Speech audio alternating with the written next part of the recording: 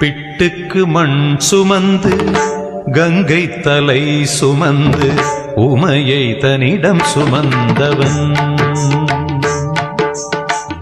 பிட்டுக்கு மண் சுமந்து கங்கை தலை சுமந்து உமையை தன்னிடம் சுமந்தவன்.